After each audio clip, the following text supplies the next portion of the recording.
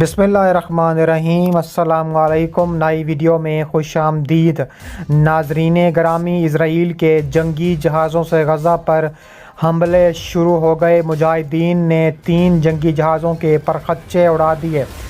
2000 राकेटों से फिर हमला, इजराइल की बेसिस को मलिया मेट कर दिया। वीडियो की तफसीलात में आगे बढ़ने से पहले हमारी वीडियो को लाइक कर दें, चैनल को सब्सक्राइब करके बेल आइकन पर ज़रूर क्लिक कर दें। तफसीलात के मुताबिक देखा जाए, इजराइल और हमास की खौफनाक जंग जारी है। इजराइल और हमास में लड़ाई से हलाकतों की तादाद 1000 से तजावुज़ कर चुकी है। इजराइल का कहना है कि इसके तकरीबन 700 अफराद हलाक हो चुके हैं, जबकि फ़लस्तीनी हक्काम के मुताबिक गज़ा पर होने वाली बमबारी में कम से कम 413 अफराद हलाक हुए, जिसमें दर्जनों बच्चे भी शामिल हैं। इस तनाज़े में अब तक हज़ारों अफराद ज़ख्मी हो चुके हैं। गज़ा के बेशतर अस्पताल ज़ख्मियों से भरे हैं। इजराइल की जानिब से बिजली बंद कर दी जाने की वजह से मुश्किलात का शिकार हैं। अक़वाम मुत्तहिदा का कहना है कि गज़ा का वाहिद पावर प्लांट ही अब बिजली का आखिरी ज़रिया है और चंद दिनों में इसका भी ईंधन ख़त्म हो सकता है। हमास के जंगजुओं ने हफ्ते की सुबह इजराइल पर हज़ारों रॉकेट दागे थे, जिसका सिलसिला रात भर जारी रहा। गज़ा पर भी इजराइल की ज़बरदस्त बमबारी जारी है, जबकि जनूबी इजराइल के मुतअद्दिद इलाकों में अब भी लड़ाई जारी है। जहां हमास के जंगजू दाखिल हो गए थे, उधर इजराइल ने गज़ा में ऑपरेशन के लिए 1 लाख फ़ौजियों को जमा किया है। अक़वाम मुत्तहिदा का कहना है कि गज़ा में फ़ज़ाई हमलों से अब तक 1,23,000 फ़लस्तीनी बेघर हुए, जिनमें 74,000 के करीब स्कूलों में पनाह लेने के ख्वाह हैं। उधर ताज़ा इतलात के मुताबिक पीर के रोज़ इस लड़ाई की वजह से तेल की कीमतों में इजाफा हो गया, जबकि सरमायाकारों को अंदेशा है कि तेल पैदा करने वाले इस खित्ते में तनाज़े का तूल पकड़ने का वाज़ेह इम्कान है। इसके अलावा इजराइल के लिए परवाज़ों की मनसूखी देखने में आई है। एशियाई ममालिक की मुतअद्दिद एयरलाइंस ने मुल्क में सिक्योरिटी की सूरत हाल का हवाला देते हुए इजराइल के लिए अपनी परवाज़ें बंद करने का हतमी फ़ैसला कर दिया है। इसके अलावा कहा जा रहा है कि अमेरिका ने इजराइल की हमायत का ऐलान करते हुए अपने त्यारा बरदार जहाज़ USS जेराल्ड फोर्ड को इजराइल के करीब ले जाने का ऐलान किया और खित्ते में मज़ीद जंगी त्यारे भेजने का फ़ैसला किया है। सदर जो बाइडन ने तुल अबीब के लिए वाशिंगटन की चट्टान की तरह ठोस हमायत का वादा किया। अमेरिकी वज़ीर दिफ़ा लॉयड ऑस्टिन ने अपने एक बयान में इस बात की तस्दीक की है कि अमेरिका इजराइल को जंगी साजो सामान फराहम करने के साथ ही मशरिक़ वस्ती में अमेरिकी अफ़वाज की तादाद में इजाफ़ा करेगा। ऑस्टिन के बयान में वाज़ेह कहा गया है कि अमेरिकी हुकूमत तेज़ी से इजराइली दिफाई फ़ौज को इजाफ़ी साजो सामान मुहैया करने के साथ ही गोला बारी भी फराहम करेगी। वाइट हाउस में कौमी सलामती कौंसिल के तर्जुमान के मुताबिक इजराइल पर हमास के हमले के आगाज़ से अब तक कई अमेरिकी शहरी हलाक हो चुके हैं। तर्जुमान ने कहा है कि हम मुतअद्दिद अमेरिकी शहरियों की हलाकत की तस्दीक कर सकते हैं। इसके अलावा बरतानवी वज़ीर-ए-आज़म ऋषि सुनक ने भी इजराइली वज़ीर-ए-आज़म बेंजामिन नेतन्याहू की मुस्तकिल हमायत का वादा किया और कहा है कि हम हर मुमकिन मदद करेंगे और दहशतगर्दी कामयाब नहीं होने देंगे। अक़वाम मुत्तहिदा में इजराइल के सफ़ीर ने इतवार के रोज़ कहा कि गज़ा में इजराइलियों पर हमले जंगी जराइम हैं। अक़वाम मुत्तहिदा की सलामती कौंसिल के इजलास से कबल अक़वाम मुत्तहिदा में सहाफ़ियों से बात करते हुए इजराइली एलची गिलाद अरदान ने यह भी कहा है कि अब वक्त आ गया है कि हमास के फ़ौजी ढांचे को मिटा दिया जाए। उन्होंने कहा है कि इन वहशियों के साथ इस्तदलाल का दौर ख़त्म हो गया। अब वक्त आ गया है कि हमास के दहशतगर्दी के बुनियादी ढांचे को ख़त्म कर दिया जाए, इसे मुकम्मल तौर पर मिटा दिया जाए ताकि इस तरह की होलनाकी कभी दोबारा ना हो। हमास के हफ्ते के आखिर में इजराइली कब्ज़ों पर हमला किया गया, सैकड़ों अफराद को हलाक और दर्जनों को अगवा कर लिया गया है।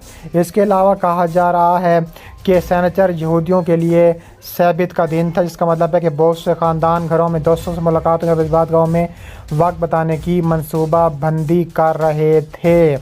लेकिन अचानक सुबह सवेरे राकेटों की बरसात ने एक ऐसे हमले का आगाज़ का अंदिया दिया जो वुसअत और मनसूबा बंदी के हिसाब से गैर मामूली था। बसों से इजराइल ने गज़ा की पट्टी को रुकावटों के ज़रिए अलग थलग कर रखा है ताकि सनीचर के रोज़ हमास की जानिब से चंद ही घंटों में रुकावटें अबूर कर ली जाएँ। सुबह तकरीबन 6:30 बजे के करीब मज़ीद हमले हुए हैं आज, جبکہ راکٹوں کی برسات ایک بار پھر شروع ہوئی ہے اور اسرائیل اس کو روکنے میں ناکام ہوا۔ غزہ کی پٹی کو کنٹرول کرنے والی تنظیم حماس برطانیہ سمیت دنیا کے کئی ممالک دہشت گرد تنظیم قرار دیتے ہیں۔ اکثر راکٹوں کے استعمال جیسی حکمت عملی استعمال کرتی رہی ہے۔ حماس کے ان راکٹوں کے خلاف اسرائیل کا جدید آئرن ڈوم نامی دفاعی میزائل نظام عموماً مؤثر ثابت ہوتا ہے، لیکن سنیچر کی صبح انتہائی مختصر وقت میں داغے گئے ہزاروں راکٹوں نے اس نظام کو غیر مؤثر کر دیا ہے۔ راکٹوں کی اتنی بڑی تعداد ثابت کرتی ہے کہ اس حملے کی منصوبہ بندی مہینوں سے جاری تھی۔ حماس کا دعویٰ ہے کہ پہلے مرحلے میں 5000 راکٹ داغے گئے تھے، جبکہ اسرائیل کے مطابق داغے گئے راکٹوں کی تعداد حماس کی جانب سے بتائی گئی تعداد سے نصف میں تھی۔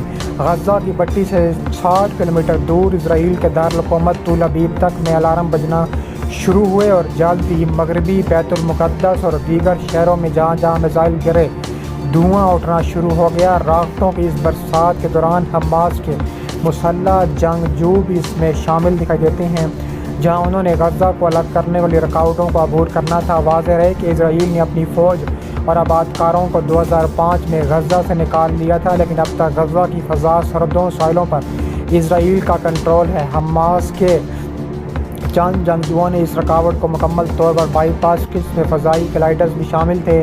اسرائیل کا کہنا ہے کہ اس کی جانب سے حماس کی 2 کشتیوں کو اسرائیل میں داخل ہونے سے روکا گیا تھا، لیکن اس حملے کی خصوصیت کراسنگ پوائنٹس پر متعدد منظم حملے تھے۔ اس کے علاوہ کہا جا رہا ہے کہ تابڑ توڑ بمباری کا سلسلہ ایک بار پھر شروع ہو چکا ہے۔ حماس کے حملے نے اسرائیل کو چونکا دیا، لیکن آگے کیا ہو سکتا ہے؟ کہا جا رہا ہے کہ غزہ کی پٹی میں حالیہ دنوں میں تناؤ اتنا بڑھ چکا ہے کہ لیکن روایتی فہم یہ تھی کہ حماس یا اسرائیل اس میں اضافہ نہیں چاہتے، لیکن حماس حقیقت میں ایک منظم قسم کے آپریشن کی منصوبہ بندی کر رہی تھی۔ اس لیے صبح راکٹوں سے بھرپور حملہ کیا گیا، جس میں سے چند تل ابیب اور یروشلم تک پہنچے۔ اس کے ساتھ ہی فلسطین جنگجو سمندر، زمین اور فضا سے جو بھی اسرائیل میں داخل ہونا شروع ہو گئے۔ ان عسکریت پسندوں نے کئی گھنٹوں تک اسرائیلی قصبوں اور فوجی پوسٹوں کو گھیرے رکھا، متعدد افراد کو ہلاک کیا۔ نامعلوم تعداد میں عام شہریوں اور فوجیوں کو یرغمال بنا کر غزہ پٹی میں لے جانے میں کامیاب ہوئے۔ یہ ڈرامائی کارروائی سوشل میڈیا اور مرکزی میڈیا پر براہ راست نشر ہوتی رہی۔ اس کے علاوہ انہوں نے کہا ہے کہ اسرائیلی اخبار نے کہ تابڑ توڑوں کا مزید سلسلہ بھی جاری رکھا ہوا ہے۔ حماس اس نئے آپریشن سے بطور عسکریت پسند تنظیم اپنی فیور بڑھانے میں دلچسپی رکھتی نظر آتی ہے۔ اس تنظیم کے اعلان کردہ مقاصد میں اسرائیل کو تباہ کرنا بھی شامل ہے، اور حملے سے قبل حماس کے سیاسی کمانڈر نے فلسطینی اور عربوں کو شامل کرنے کا کہا ہے، لیکن اہم سوال یہ ہے کہ مقبوضہ غرب اردن اور مشرقی یروشلم میں آباد فلسطینی کیا ان کی بات پر عمل بھی کریں گے یا نہیں کریں گے۔